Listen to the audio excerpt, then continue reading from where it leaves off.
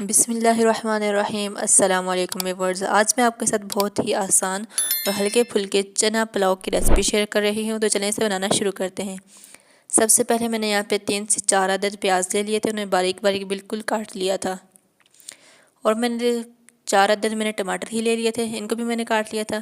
یہ میرے پاس 10 عدد سبز مرچیں تھیں، اس کو میں نے لمبائی میں کاٹ لیا ہے، اور یہ میرے پاس 2 ٹیبل اسپون لہسن ادرک کا پیسٹ ہے۔ دوسری طرف میں نے آئل لے لیا ہے، 2 کپ میں نے آئل لیا ہے۔ یہاں پہ میرے پاس کچھ گرم کھڑے مسالے ہیں، لونگ ہے، 1 بادیان کا پھول ہے، 1 بڑی الائچی ہے، یہ ہم اس کے اندر ایڈ کر دیں گے۔ یہ بالکل ہم نے لو فلیم پہ اسے پکانا ہے، ابھی 1 منٹ کے لیے ہم نے اسے فرائی کر لینا ہے، لو فلیم پر ہی ہم اسے پکائیں گے۔ اب ہم اس کے اندر جو ہے پیاز ایڈ کر دیں گے، پیاز کو ہم اچھے طریقے سے براؤن کر لیں گے۔ اس پوائنٹ پر آپ آ کر تھوڑی سی جو ہے فلیم تیز کر سکتے ہیں۔ پیاز جو ہے ہمارے اچھے طریقے سے براؤن ہو چکا ہے، ہم اس کے اندر جو لہسن ادرک کا پیسٹ تھا وہ ہم اس کے اندر ایڈ کر دیں گے۔ اس کو ڈال کر 2 سے 3 منٹ تک اچھے طریقے سے فرائی کر لیں گے۔ اس دوران اگر آپ کو میری ویڈیو اچھی لگے تو چینل کو سبسکرائب کرنا اور ویڈیو کو لائک کرنا نہ بھولیے گا۔ یہ میں نے ٹماٹر ایڈ کر دیے ہیں، اس کو ڈال کر ہم اچھے طریقے سے فرائی کر لیں گے۔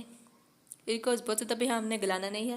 یہ میرے پاس کچھ مسالے، 1 کڑی پتہ ہے ہمارے پاس، ہلدی ہے میں نے 1 ٹیبل اسپون، 1 ٹیبل اسپون لال مرچ، 1 ٹیبل اسپون زیرہ، 1 ٹیبل اسپون دھنیا، 1 ٹیبل اسپون کٹی ہوئی لال مرچ، اور 2 ٹیبل اسپون میرے پاس مکس مسالہ ہے، یہ ہم اس کے اندر ایڈ کر دیں گے اور اسے اچھے طریقے سے فرائی کر لیں گے۔ جب تک مسالہ فرائی ہوتا ہے، جس کے اندر ٹماٹر جو ہے ہمارے اچھے طریقے سے گل جائیں گے، ہمیں بہت ہی زیادہ گلانا نہیں ہے ٹماٹروں کو، کیونکہ چاول میں اسی طرح کے ٹماٹر اچھے لگتے ہیں۔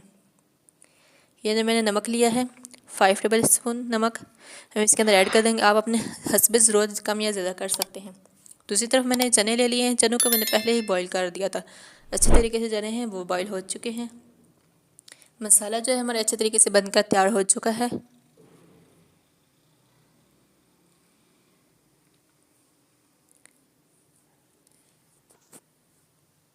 اب ہم اس کے اندر چنے ایڈ کر دیں گے،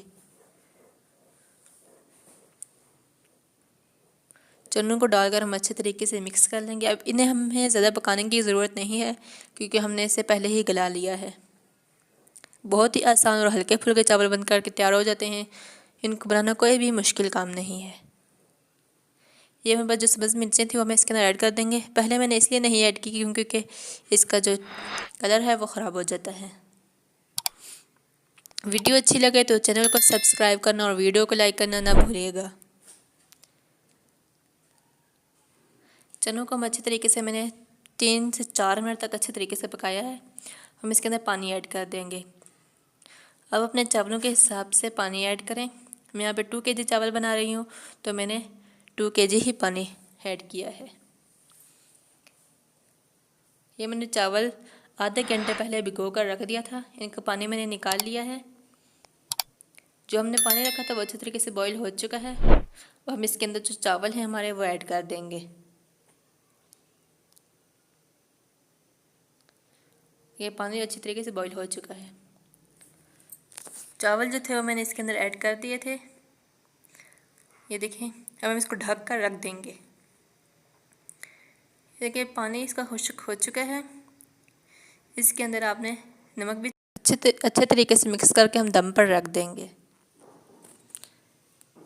کم از کم میں نے 20 منٹ دم پر رکھا ہے، تو یہ دیکھیں ماشاءاللہ سے ہمارے چاول ہیں اچھے طریقے سے بن کر تیار ہو چکے ہیں۔